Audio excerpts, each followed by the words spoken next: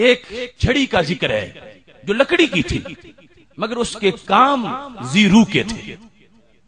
وہ حضرت موسیٰ علیہ السلام کا عصا وہ لکڑی کا تھا لیکن کام اس کے جانداروں والے تھے، کیونکہ وہ فرعون کے جو جادوگر تھے ان کے سانپوں کے مقابلے میں اس نے چل پھر کے دوڑ کے منہ کھول کے چمک کے اللہ کی توحید کو ثابت کیا. وہ حضرت موسیٰ علیہ السلام کے لیے مددگار بھی بن گیا. وہ لکڑی تھی تو اس کو دوڑنا کیسے آ گیا؟ لکڑیاں تو دوڑ نہیں سکتی، لکڑیاں تو کھا نہیں سکتی، لکڑی تھی تو اس نے یہ ذی روح والے کام کیوں کیے؟ امام رازی رحمت اللہ علیہ کہتے ہیں اصل میں بات یہ ہے، اگرچہ وہ لکڑی تھی اور یہ بھی بڑا کمال تھا کہ اللہ کے کلیم علیہ السلام کے ہاتھ میں رہتی تھی، لیکن بڑا اس سے کمال کیا تھا؟ فرماتے ہیں جب طور پہ اللہ تعالیٰ کلام فرما رہا تھا، فرمایا وما تلک بیمینک یا موسیٰ قال ہی عصائی، موسیٰ وہ تمہارے دائیں ہاتھ میں کیا ہے؟ تو یہ قانون ہے کہ جب کہیں اشارہ کیا جائے تو ادھر توجہ بھی کی جاتی ہے.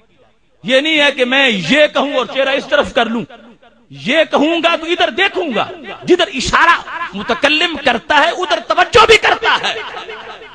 تو جس وقت خالق کائنات نے اپنے کلیم سے گفتگو کی، اگرچہ دیدار تو کلیم کو بھی نہیں کرایا، لیکن جب تجلی عصا پہ گری، جب دل کا کہا وہ تیرے ہاتھ میں کیا ہے، ادھر رب کے جمال کا جب پرتو پڑا، وہ اگرچہ لکڑی تھی مگر لکڑی ہو کے جاندار بن گئی. محتشم سامعین حضرات، اب دیکھیے لکڑی ہے اور یہاں یہ بات بھی قابل غور ہے.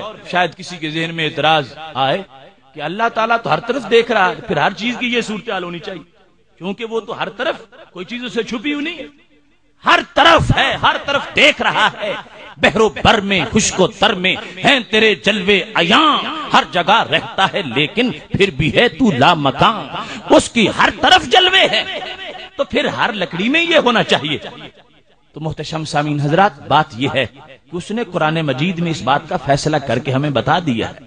ایک طرف فرماتا نحن اقرب الیہ من حبل الورید، ہم بندے کی شارگ سے بھی قریب ہیں. اب وہ مومن ہو یا کافر، اللہ شارگ سے قریب ہے، لیکن پھر فرماتا واللہ مع الصابرین، اللہ صبر کرنے والوں کے ساتھ، ان اللہ مع المحسنین، اللہ محسنین کے ساتھ.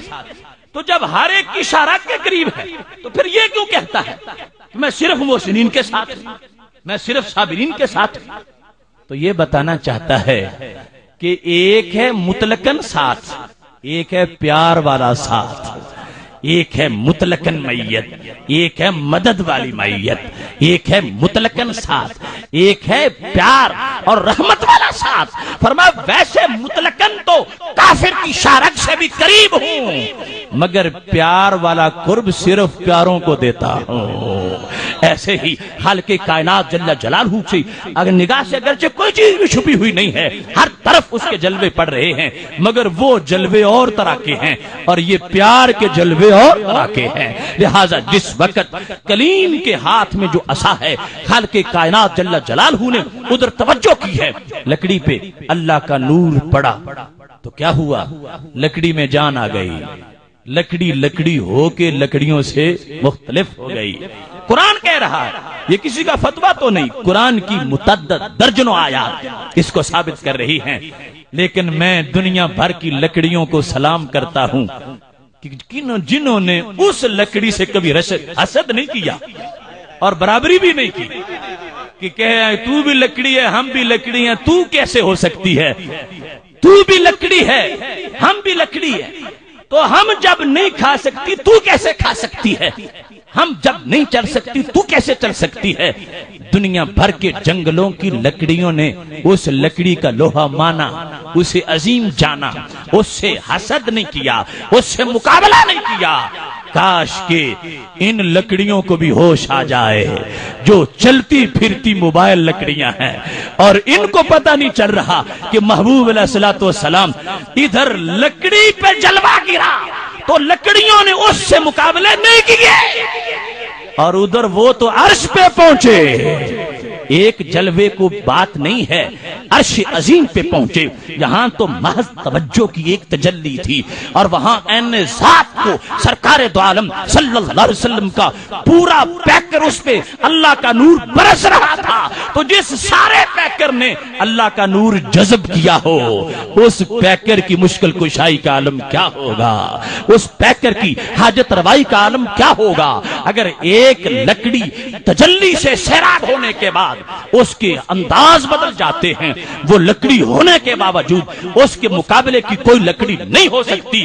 اور یہ تو وہ ہیں جو پہلے بھی نور تھے اور اب نور علی نور، پیکر نورانی پر اللہ کا نور پڑ رہا ہے، پہلے بھی روح موجود ہے، پہلے بھی زندگی ہے، اور پھر اوپر سے نور برس رہا ہے۔ اگر خالق کائنات کا جلوہ دور پر لکڑی کو ملے تو وہ اتنی عظیم بن جاتی ہے کہ اس کی کوئی مثال نہیں ہے۔ تو جس وقت محبوب علیہ السلام عرش پہ پہنچے ہیں اور اللہ کی ذات کے جلوے پورے پیکر میں سمیٹے ہیں، اس پیکر کو یہ کمال مل گیا ہے کہ اس سے جو پانی لگتا ہے اس کی بھی کوئی مثال نہیں ہے، جو کپڑا لگتا ہے اس کی بھی کوئی مثال نہیں ہے۔